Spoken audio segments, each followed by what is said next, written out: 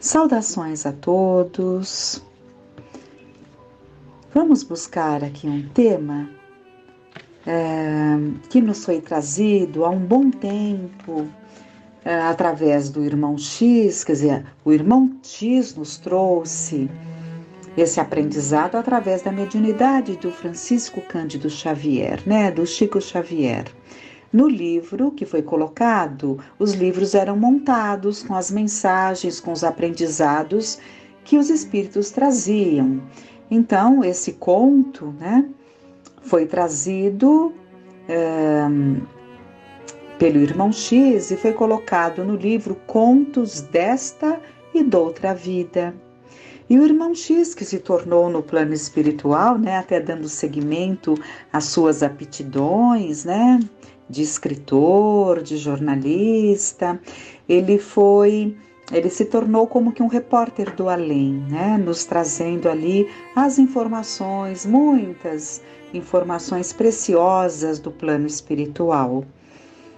E ele vai falar sobre a talidomida, E eu me lembrei da talidomida, que era uma situação muito comentada há décadas atrás, antes da virada do século, lá nos anos 80, o José Sintra Filho, fundador da nossa casa, falava muito sobre a talidomida, que era justamente uma medicação que as mulheres grávidas tomaram para o enjoo e os fetos foram prejudicados, nasceram com membros mutilados, com partes do corpo ali mutiladas, e foi enorme, foi muito grande o número de mulheres, que deram à luz crianças nessas condições. É claro que essas situações ocorrem pelas mais diversas razões, mas o foco que será dado agora será para crianças que nasceram nessas condições em função da talidomida. E nós vamos ver o porquê. Mas vamos lendo para nós irmos compondo o aprendizado. Então, o irmão X nos relata que ele estava ali num ambiente de estudos, de aprendizados, e estava sendo projetado, numa tela cinematográfica, junto da qual sentíamos a realidade sem distorção. Então, nós sabemos que as projeções no plano espiritual, elas adquirem um caráter de realidade, os nossos televisores, as nossas telas estão tão adiantadas, e imagine no plano espiritual, os movimentos faz com que você se sinta até participante, como se estivesse ali junto daquela situação. Então, mas vamos lá. Na tela cinematográfica, junto da qual sentíamos a realidade sem distorção, o professor do plano espiritual exibiu 2 pequenos documentários sobre o assunto que nos fora motivo a longo debate, Então, já haviam debatido e começou aí a projeção. E o que vai ser projetado vai de 1939 a 43. 39 é justamente o início da Segunda Guerra Mundial, Surgiu a cena agitada metrópole europeia.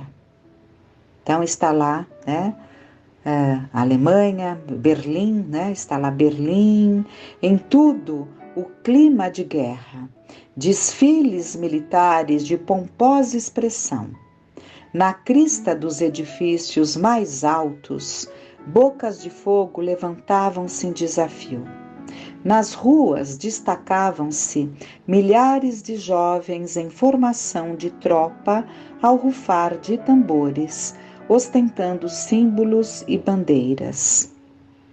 O povo triste e apreensivo, nas filas de suprimento, parecia desvairar-se de júbilo nas paradas políticas, ovacionando oradores nas praças públicas. De vez em vez, sirenas sibilavam gritaria de alarme.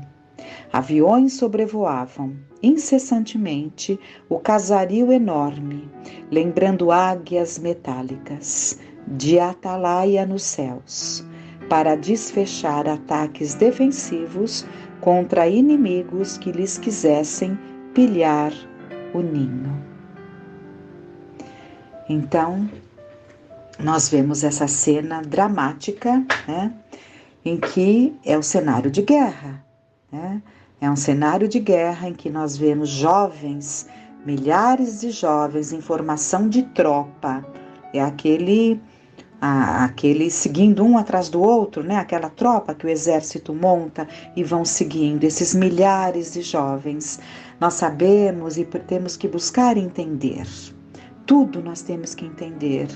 Entender a psique humana, conhecer a alma humana, e para conhecer a alma humana temos que nos debruçar em nós, e assim vamos compreendendo as fragilidades de cada um, as propensões de cada um. Então não podemos nos esquecer que a Alemanha vivia tempos dificílimos. Pelo Tratado de Versalhes, né, que se deu após a Primeira Guerra Mundial, que também foi um horror, toda a carga de responsabilidades ficou para a Alemanha. A Alemanha, então, viveu um período muito, muito difícil, em que a fome imperava. O povo em si vivia um período de muita dificuldade.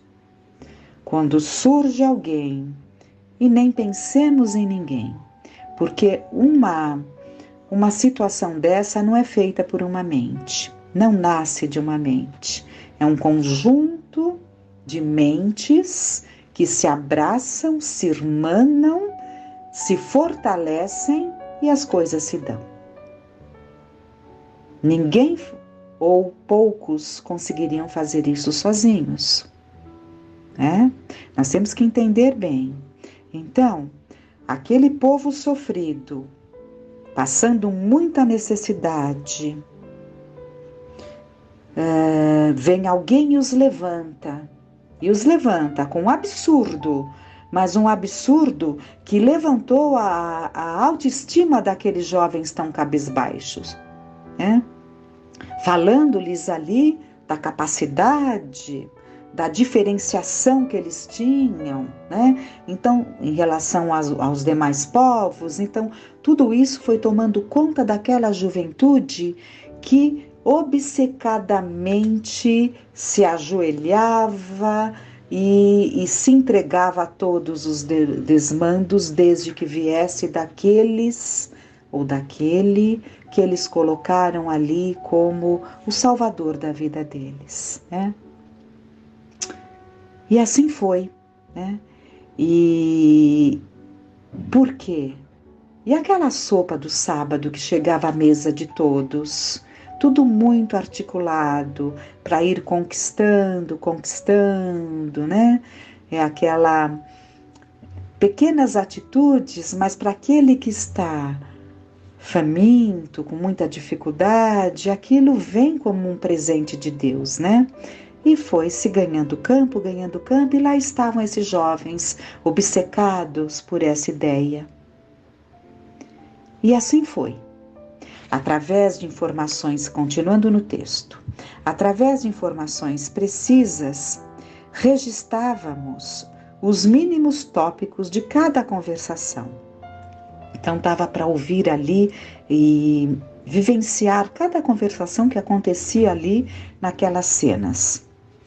De súbito, vimo-nos mentalmente jungidos a dilatado recinto, onde centenas de policiais e civis cochichavam na sombra. Articulam-se avisos, ramifica-se a trama. Então, estava ali se definindo uma trama. Na calada da noite, esses grupos se reuniram, centenas de policiais e civis se reuniram, cochichando, articulando uma trama. Caminhonetas deslizam dentro da noite. Outros agrupamentos se constituem. Mais algum tempo, e magotes de transeuntes se agregam num só ponto. Então, esses que estavam se reunindo se juntam num só ponto, formando vasta legião popular em operoso bairro de ascendência israelita. Então, eles combinam, se juntam, e se juntam onde? No bairro israelita.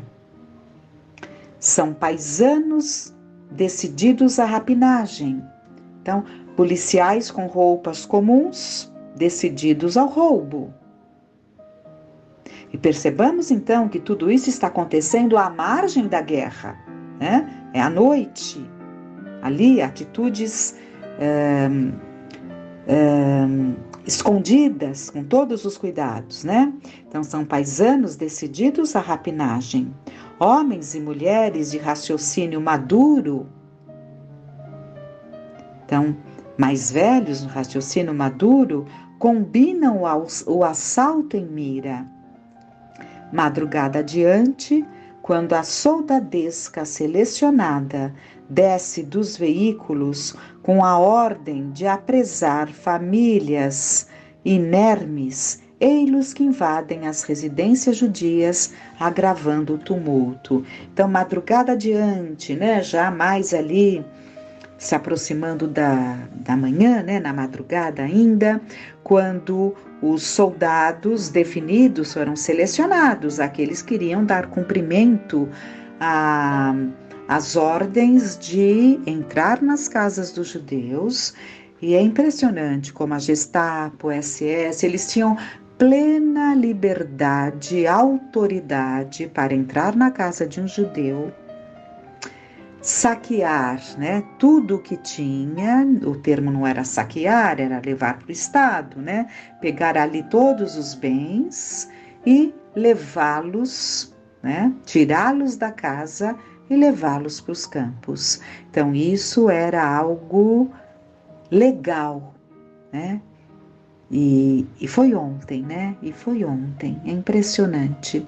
Então, esse grupo, né, que toda uma combinação desses todos, entravam junto com esses policiais na casa dos judeus, né, e saqueavam, rapinavam tudo, né.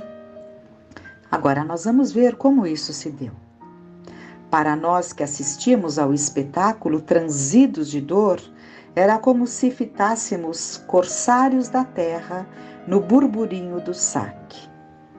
Mãos que retivessem anéis, pulsos que ostentassem adornos, orelhas ornamentadas de brincos e bustos revestidos de joias, sofriam golpes rápidos, muitos deles tombando decepados em torrentes sanguíneas.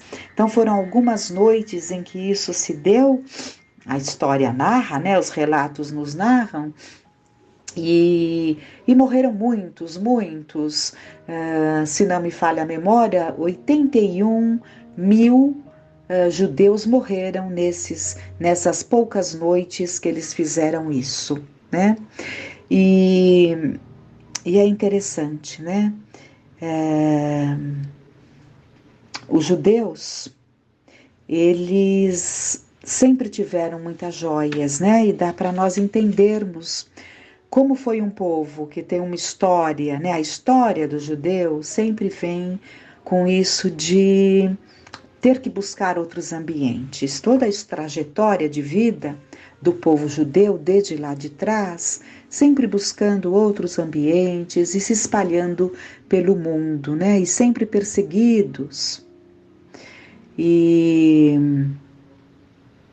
nós acabamos de ver no outro áudio, né? Sempre perseguidos, mas há uma razão para tudo isso, né? Vimos ali o passado, né? De muitos desses lá, aos tempos do cristianismo nascente, né? Então, mas isso fez com que, entendo eu, né? Que eles adquirissem o hábito de ter joias, porque a joia é um bem, né? É um bem que não se perde, que você carrega. Há muito mais possibilidades de, às pressas, você sair carregando joias ali no seu corpo, né? Então, eles tinham muitas joias e era isso que causava todo esse interesse nesses rapinos, né? Porque rapinagem devem ser rapinos, né? Esses ladrões. Então, iam caindo, esses judeus iam caindo em torrentes sanguíneas pelas partes do corpo decepada. Alguém que aparecer. Então, nós podemos nos perguntar, mas e os alemães? Porque o alemão é um povo nobre, né? Quantos alemães? E, evidentemente, que nem todos os alemães, claro que não, estariam sendo levados por essa obsessão, né? Por esse desequilíbrio tal. E não concordavam, evidentemente, com essas atitudes. E nós podemos pensar, mas por que não faziam nada? Né? Vamos ver aqui. Alguém que aparecesse com bastante coragem de investir contra os malfeitores, cuja impunidade se garantia com a indiferença de quantos lhes compartilhavam a copiosa presa, caía para logo de pernas mutiladas, para que não avançasse em socorro das vítimas. Então já dá para nós percebermos, né? O silêncio de tantos. E os quadros vivos se repetiam em outros lugares e em outras noites, com personagens diversas nos mesmos delírios de violência. Aí muda a cena. Agora vai de 1949 a 1953. A tela passa a mostrar escuro vale no espaço. Então agora não está mais mostrando uma cena aqui na Terra, e sim no plano espiritual. Um escuro vale. Examinamos confrangidos milhares de seres humanos em condições deploráveis. Arrastavam-se em desgoverno. Há quem chore a ausência dos braços, quem lastime a perda dos pés. Possível, no entanto, identificar muitos deles. São os mesmos infelizes de 1939 a 1943, participantes das empresas de furto e morte, à margem da guerra. Então, corrigindo, não foram poucos dias, não, né? Aqui está bem claro que essas rapinagens se sucederam por esses anos todos, né? Por esses anos todos, à margem da guerra, né? Não era aquele soldado que cumpriu o dever, né? Pelo juramento à pátria, o seu dever, né? De cidadão do exército, totalmente diferente, né? Aqui era realmente aquelas situações que acontecem à margem da guerra.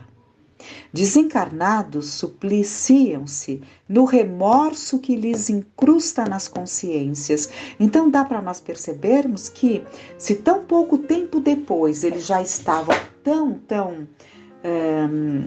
movidos pelo sentimento de remorso, é porque não havia neles aquela psicopatia da indiferença, da frieza, porque há espíritos que vão e voltam dentro desse processo de frieza, sem que a consciência os leve ali ao sentimento de arrependimento. E aqui, esses que eles estão vendo estavam desorientados pela dor do arrependimento, carregando a mente vincada pelas atrocidades de que foram autores, plasmaram em si, nos órgãos e membros profundamente sensíveis do corpo espiritual, as deformidades que infligiram aos irmãos israelitas indefesos. Nós não aprendemos que tudo que nós fazemos no outro, estamos fazendo em nós? Então, o sentimento de arrependimento, de remorso, plasmou no perispírito deles as deficiências, né, que eles causaram naqueles judeus. Ainda assim, almas heróicas atravessam o nevoeiro e distribuem consolações. Para que se refaçam, é preciso que reencarnem de novo em breves períodos de imersão nos fluidos anestesiantes do plano físico. Necessário retomem a organização carnal à maneira de doentes complicados que exigem regime carcerário para tratamento preciso. Ensinamentos prosseguem ao redor do filme. Sofrerão sim mais tarde as provas regenerativas de que se revelam carecedores, mas por enquanto são albergados por braços afetuosos de amigos que se prontificam a sustentá-los piedosamente ou entregues a casais necessitados de filhinhos problemas a fim de ressarcirem dívidas do pretérito. Então vocês vejam que foram encarnações rápidas, né? Porque já começaram por esta época a preparação para a volta desses espíritos que reencarnariam em famílias ligadas a eles por afeto, que se predisporiam a receber essa alma sofrida para o devido tratamento, um tratamento muito mais físico, no sentido de que a internação no corpo de carne iria reajustando, recompondo o corpo espiritual. Então, muitos recebidos por famílias, por vínculos afetivos, e outros tantos recebidos por famílias que, por endividamentos de pretéritos, se candidatavam, aceitavam essa empreitada de receberem a esses como filho ou filhos para ressarcirem os seus débitos. A maioria dos implicados renasce no país em que se verificou o assombroso delito, e muitos deles, em vários pontos outros do mundo, ressurgem alentados por famílias hospitaleiras ou endividadas, que os aconchegam para a benemerência do reajuste.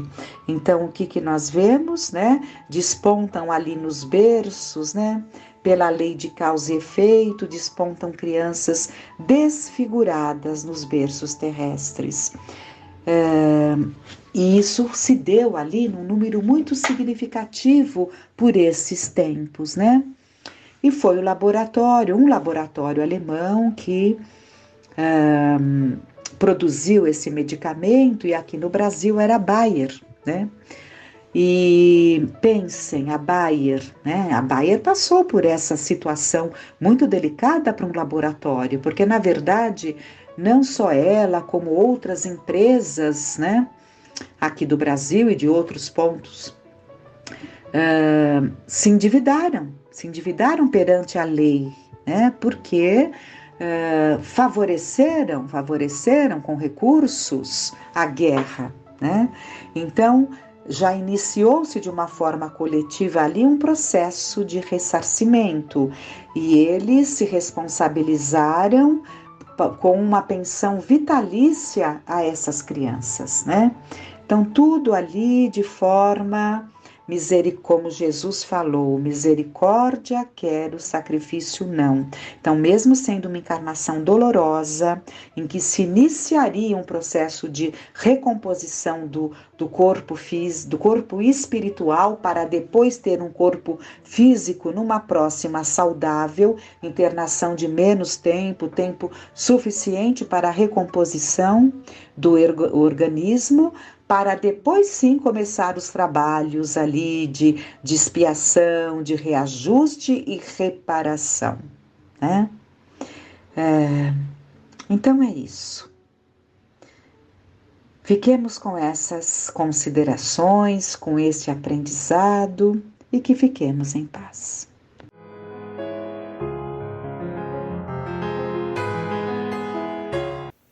Olá a todos, nós hoje trouxemos do livro Boa Nova, que é um livro com mensagens de Humberto de Campos, o Irmão X, através da psicografia do Chico Xavier.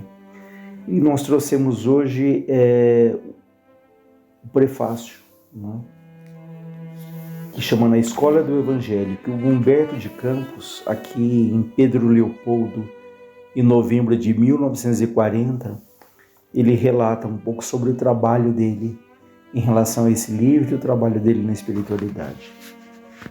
Então ele nos diz: oferecendo esse esforço modesto ao leitor amigo, julgo prudente endereçar-lhe uma explicação quanto à origem dessas páginas. Dentro dela, sou o primeiro a reconhecer que os meus textos não são os mesmos.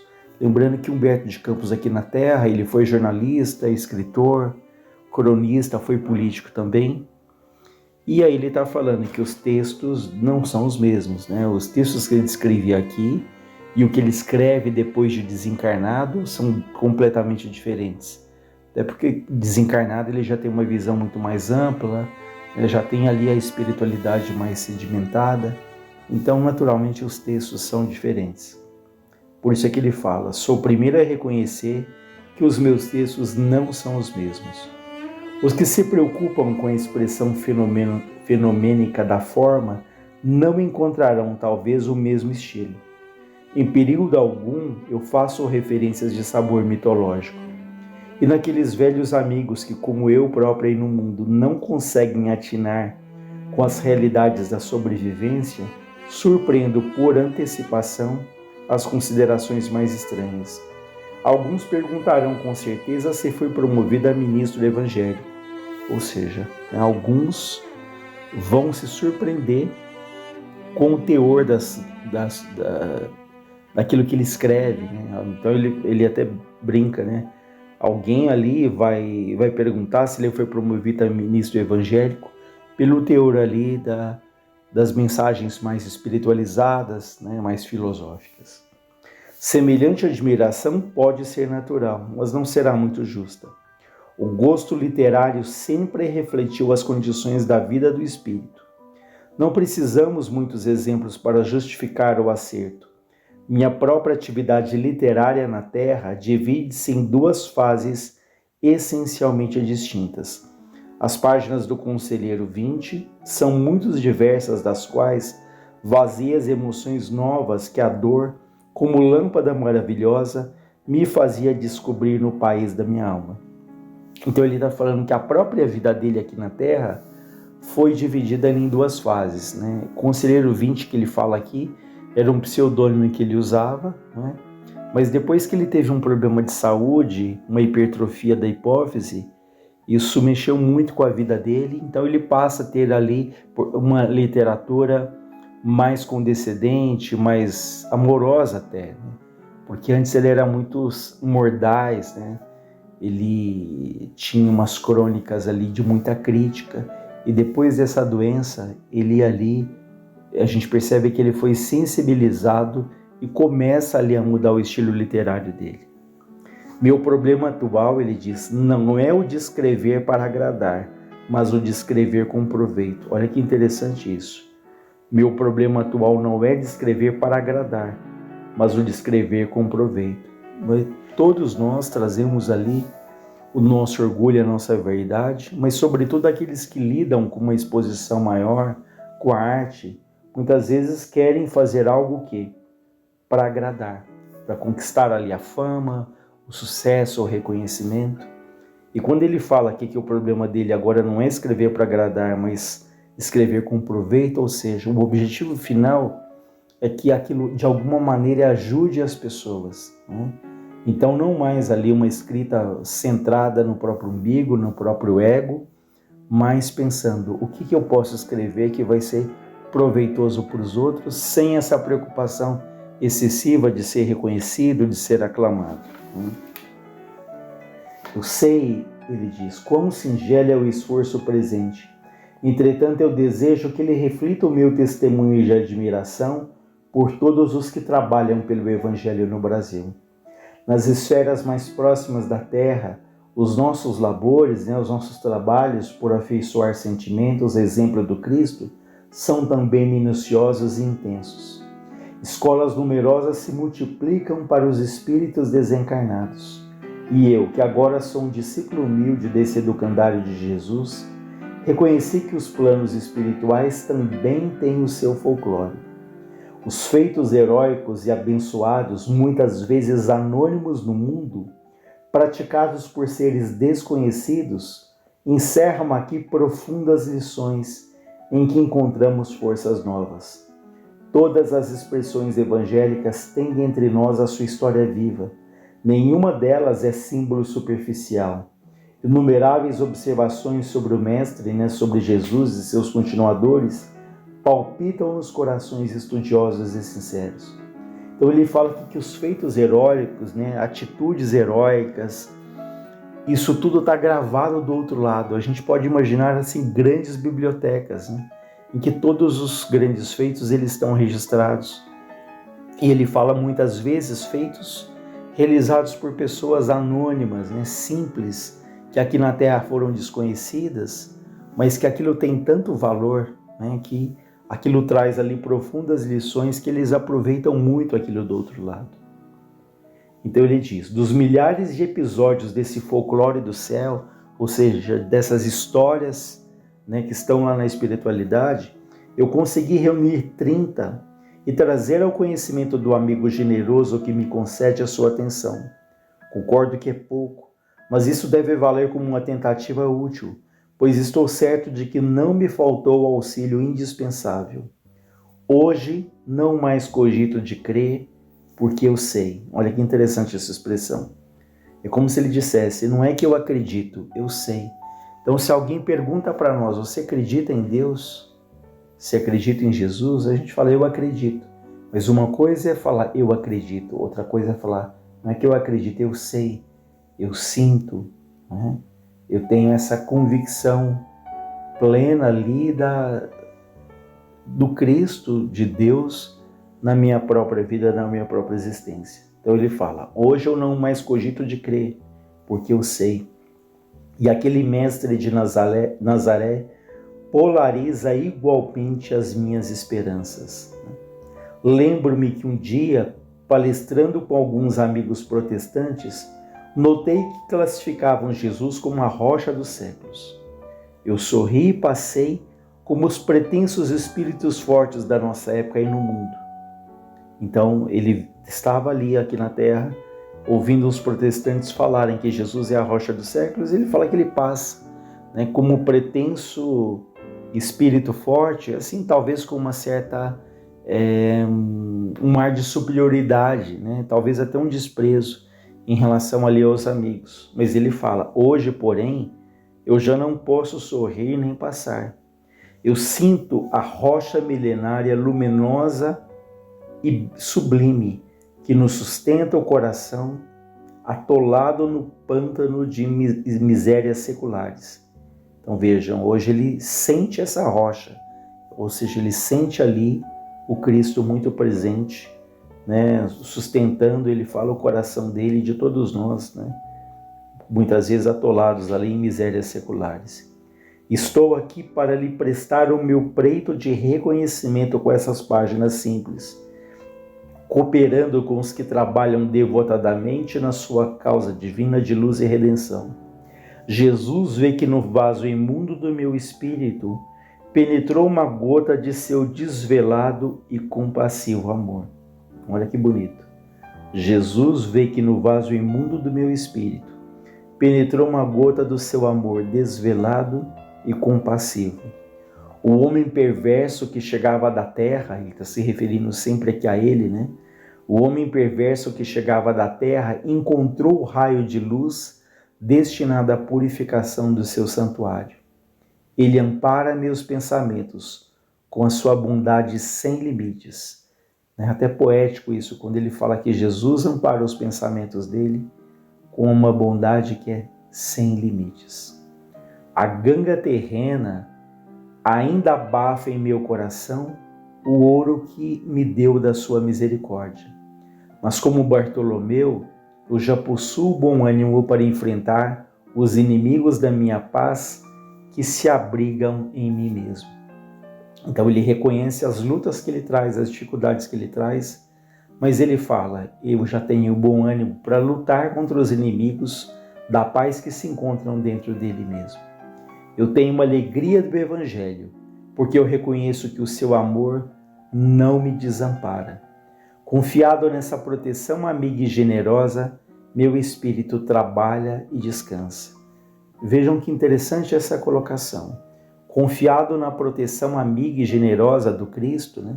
Meu espírito trabalha e descansa. Então ele tem essa comunhão, essa intimidade com Cristo, essa fé, essa confiança, e essa confiança tão grande que confiando no Cristo, ele trabalha e descansa. Ou seja, no trabalho ou no repouso, ele está em paz, ele está ligado a Deus. Isso nos leva a uma outra reflexão do aprendizado, tanto do trabalho quanto do repouso, né? Então aprendemos a trabalhar ali concentrados, dedicados, focados, mas é um aprendizado também do repouso, né? Que o repouso ele seja de fato ali um momento de renovação das nossas energias físicas, mentais, espirituais, porque na vida às vezes temos a dificuldade em trabalharmos e temos a dificuldade no repouso. Então quando ele fala que essa fé que ele tem dá uma paz a ele, que ele, olha, meu espírito confiado na proteção de Jesus, trabalha e descansa. Ou seja, em uma outra situação, ele está ali em paz, ele está ligado ao Cristo. Agora, para consolidar a estranheza dos que me leem, com o sabor da crítica tão ao gosto do nosso tempo, justificando a substância real das narrativas desse livro, citarei o apóstolo Marcos quando diz: e sem parábola nunca lhes falava, porém tudo declarava em particular aos seus discípulos. E o apóstolo João quando afirma: há porém ainda muitas outras coisas que Jesus fez, que se cada um por si só fosse escrita, cuido que nem ainda o mundo todo poderia conter os livros que se escrevessem. E é só.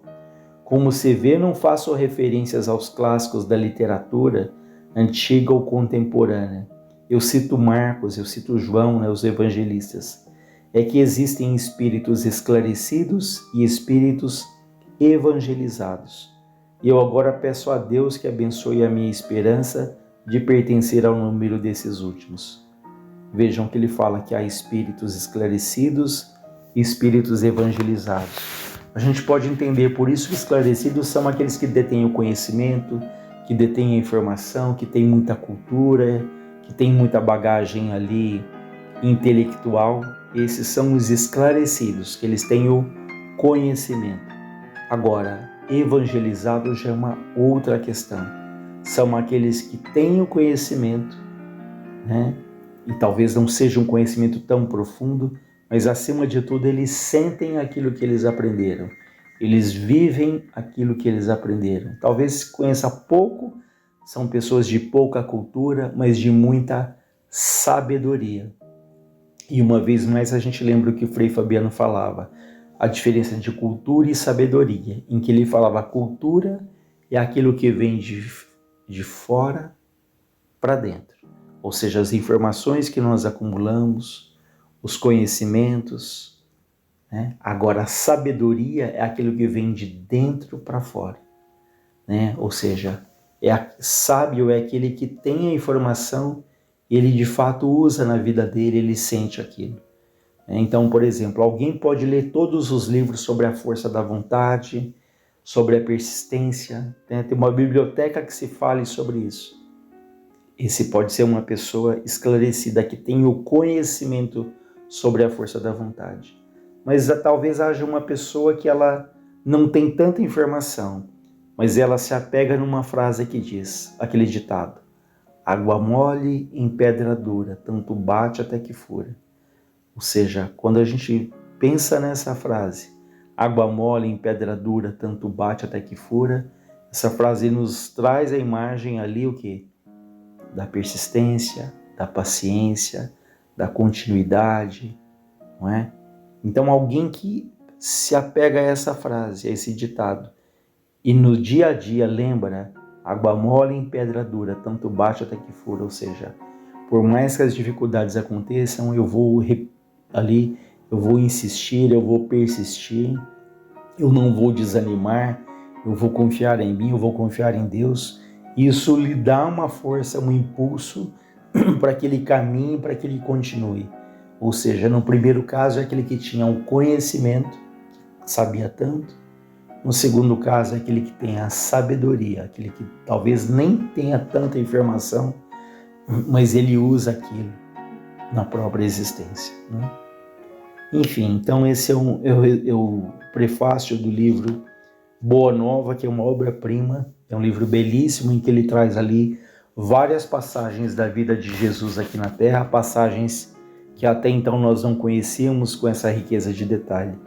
Então nós trouxemos aqui esse prefácio em que ele fala um pouco dele, do trabalho dele, né? Então ele se coloca aqui mais agora como um operário da palavra, né? Aquele que trouxe ali essas histórias que são tão ricas.